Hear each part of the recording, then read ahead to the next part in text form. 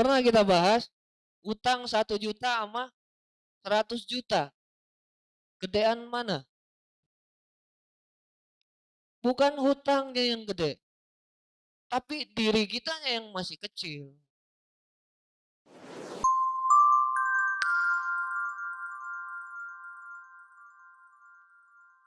Assalamualaikum warahmatullahi wabarakatuh. Alhamdulillah, nih kita semua mudah-mudahan termasuk orang-orang yang konsisten, orang-orang yang punya keinginan kuat untuk berubah, orang-orang yang nggak cuma sekedar nulis punya impian, tapi berusaha untuk menuju mencapai impian tersebut.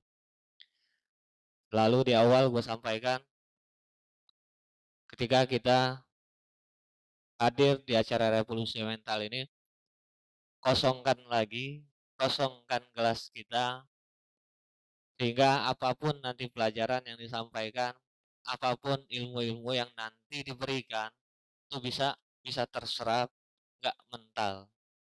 Oke? Jadi mudah-mudahan di sini kita niatkan benar-benar untuk belajar, niatkan untuk berbenah diri dan merubah diri kita ke arah yang lebih baik. 2 bulan ya kita berbicara tentang titik nol, berbicara tentang penerimaan, berbicara tentang lepas buang pengakuan, berbicara tentang kita bukan siapa-siapa, tidak mampu apa-apa, dan tidak punya apa-apa. Selama 2 bulan ini banyak yang secara pribadi pun gue merasakan hal-hal yang luar biasa. Ini hal-hal sederhana aja. Hal-hal yang luar biasa, karena hal yang luar biasa itu biasanya nggak ke logika, ya kan? Kalau ada bahasa nggak masuk akal, nah itu udah deket dengan hal yang luar biasa. Karena yang nggak masuk akal itu hal yang di luar logika. Banyak contohnya, ya kan? Kita pun semuanya pasti mengalami hal-hal yang luar biasa itu. Artinya ketika hal itu tidak masuk logika, tidak masuk akal kita, udah pasti luar biasa. Selama 2 bulan ini, ya kita selalu diarahkan untuk bagaimana kita selalu memposisikan diri kita di titik nol. Baik dari pekerjaan apapun yang kita lakukan, apa yang sedang kita jalankan, apa yang kita lakukan setiap harinya dalam keseharian kita, nggak cuma di kantor, nggak cuma di tempat kerja, di rumah sekalipun, di lingkungan manapun kita berada, kita terapkan yang namanya titik nol itu. Kalau dibilang sederhana, cukup sederhana. Kalau dibilang simple sih, simple pelajaran itu. Cuma kalau boleh juga dibilang susah ngepraktekinnya, susah juga. Nggak sederhana, tidak sesederhana ketika diucapkan. Sering gue sampaikan ketika kita kesel aja, kita sudah belajar banyak tentang menerima. Bahkan yang semakin kesini, semakin kita perdalam adalah tentang penerimaan. Tapi kita tahu, kita belajar, nerima. Bahkan pernah disampaikan untuk bagaimana cara latihan menerima itu sendiri kita sudah diajarkan. Bagaimana kita bisa memulai dari hal yang paling kecil. Tapi ternyata tidak sesederhana itu untuk kita sendiri mempraktekkannya. Karena banyak hal yang secara tidak sadar kita terbawa kepada hal-hal yang versi kita yang dulu, versi kita yang lama. Artinya kalah tadi kita sama diri kita yang sebelumnya. Gue berangkat dari orang yang baper. Gue berangkat dari orang yang jangankan lo ngomong, jangankan lo ngejek, ngeledek, atau apapun bentuknya dari ucapan baik tindakan. Cuma sekedar ngelihat aja, ngelihat doang, ngelihat aja. Gue tuh orangnya paling paling baper, bahkan tanpa ngomong sekalipun. Nah, yang baper seperti ini versi gue yang lama, ya kan? Kita punya versi yang lama juga sama. Itu contoh aja baper. Mungkin kita orangnya emosian, gampang marah, gampang apalah pokoknya. Itu versi kita yang lama. Sebelum kita direvolusi. Sebelum kita belajar tentang berbenah diri. Tapi dalam proses perjalanannya, rasa baper itu datang. Datang versi diri kita yang lama itu datang mendominasi diri kita lagi. Kata kita sudah belajar. Kita sudah tahu, ibarat ujian matematika itu kita sudah dikasih kisi-kisi.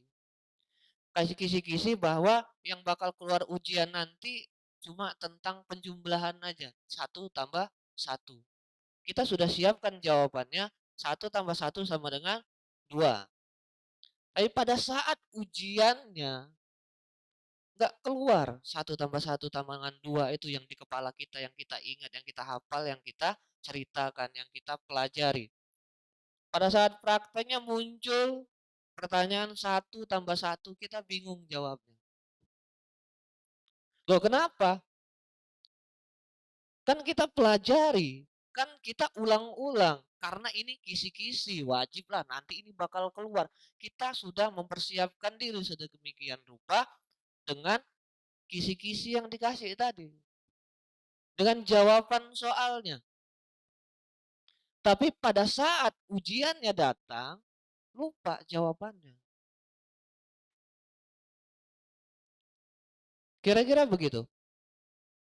Versi diri kita yang lama, yang kita yang punya baper, yang kita yang punya gampang marah, yang kita yang negatif-negatif lainnya, di perjalanan proses kita untuk berbenah, untuk berubah, akan selalu hadir, akan selalu datang. Akan selalu datang untuk mengambil alih lagi tubuh kita. Yang mana itu yang membuat kita akhirnya kadang-kadangnya kita nggak sadar. Kadang-kadangnya kita nggak ngeh bahwa, oh ini ya yang dibilang baper, oh ini ya yang dibilang males. Yang membuat kita akhirnya bingung. Akhirnya gue praktek apa ya? Yang akhirnya apa? Yang selama ini dipelajarin kemana ya? Gitu. Nah itu coba dicari tahu. Karena ya kadang-kadangnya seperti itu. Bahkan dalam setiap proses yang kita lakukan sekalipun. Kita proses untuk berbenah, untuk berubah, akan datang setiap saat itu.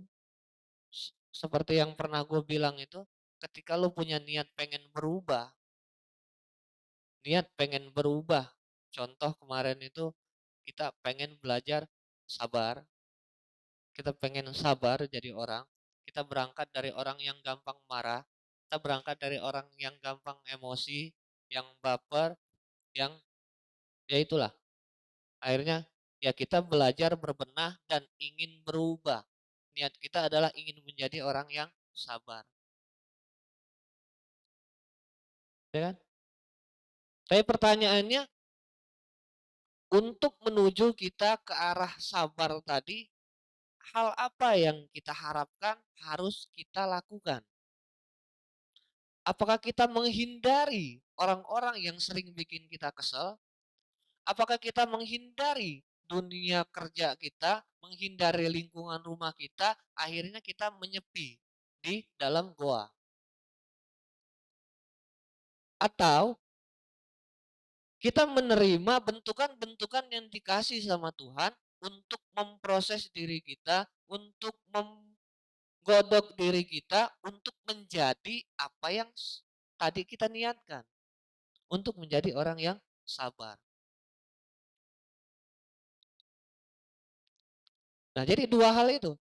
Ketika kita punya niat pengen jadi orang yang sabar, dua pilihannya. Apa kita ingin menghindari prosesnya tadi sehingga kita nggak pengen ketemu sama orang-orang yang ngeselin.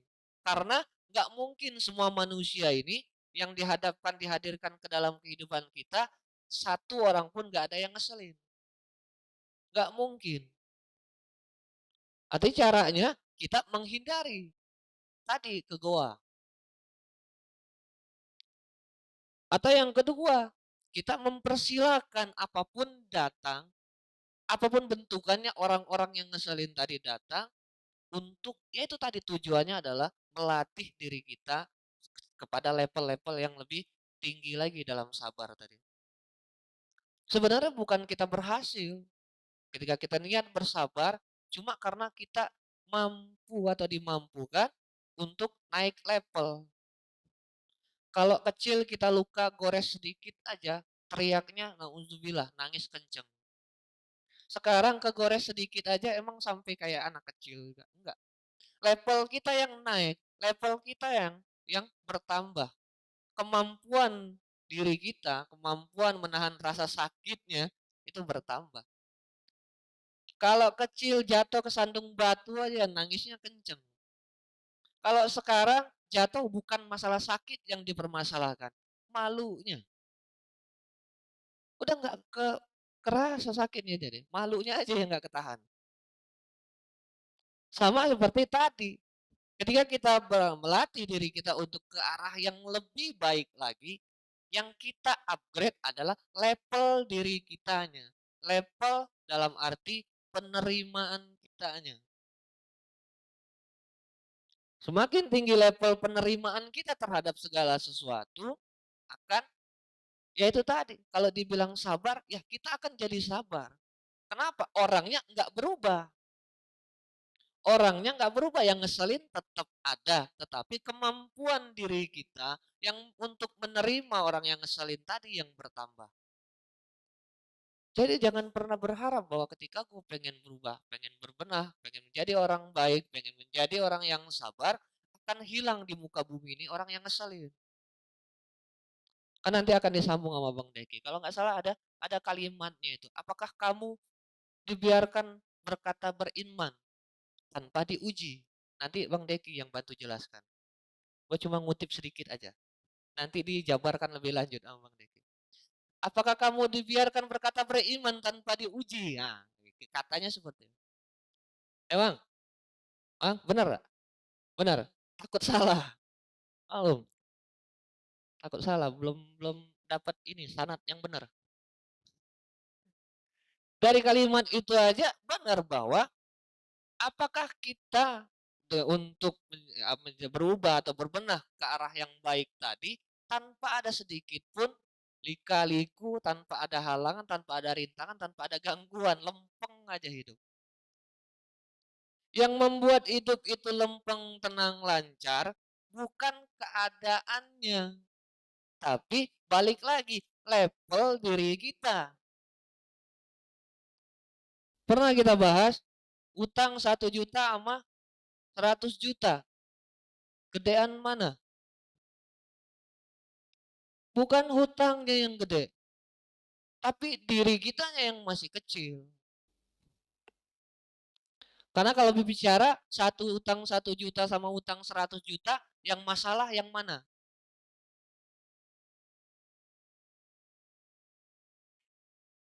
Yang utang 1 juta apa yang utang 100 juta yang masalah? Hah? Satu, utangnya. Bukan satunya, bukan utangnya, bukan nominalnya, tapi orangnya yang salah. Karena apa? Orangnya yang menganggap hutang 1 juta sebagai masalah.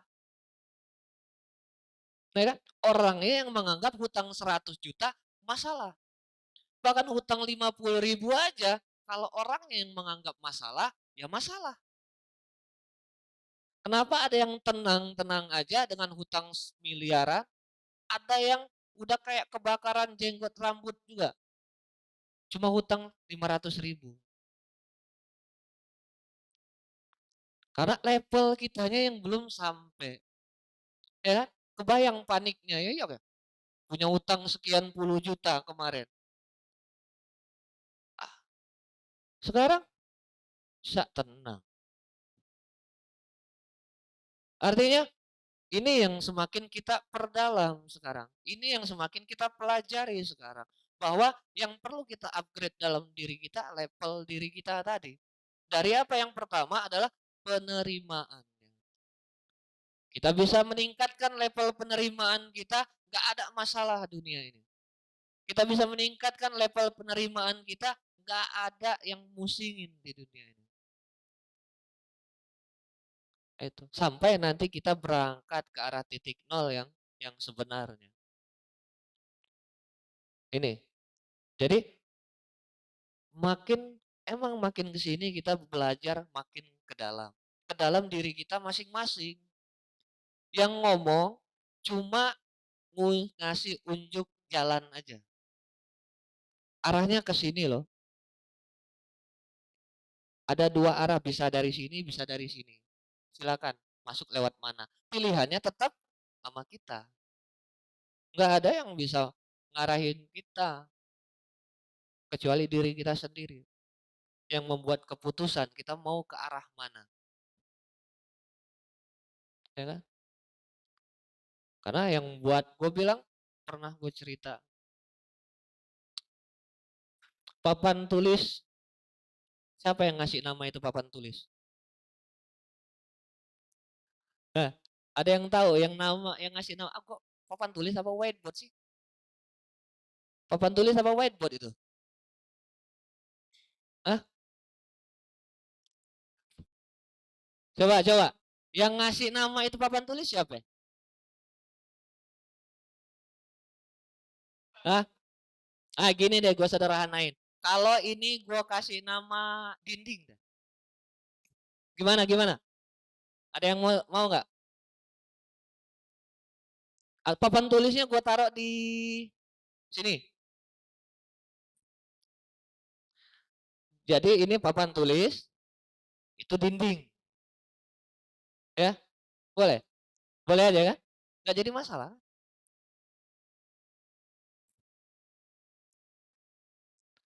Tapi karena kebanyakan orang bilang itu papan tulis, kita ngikut dia kan. Kebanyakan orang bilang ini table. Kita nggak mungkin bilang kursi. Kita nggak mungkin bilang papan tulis. Kecuali zaman sekolah suka gambar pakai kapur. Ya. Sama halnya ketika kita berbicara tentang masalah. Kalau masalah itu kita kasih nama masalah itu sebagai pelajaran, masalahnya kita ganti, hilangin. Kita panggil dia sebagai pelajaran. Kita panggil dia sebagai suatu anugerah. Kita panggil dia dengan sebutan yang baik-baik aja. Karena persepsi kita dengan kata masalah itu sudah pasti negatif. Karena apa? Kebanyakan orang sudah sering kita dengar bahwa oh ini masalah. Kalau nggak selesai ini masalah. Masalah itu identik dengan hal negatif. Kalau kita menyebut sesuatu dengan sebutan masalah, udah pasti negatif. Sekarang kita ganti kalimatnya.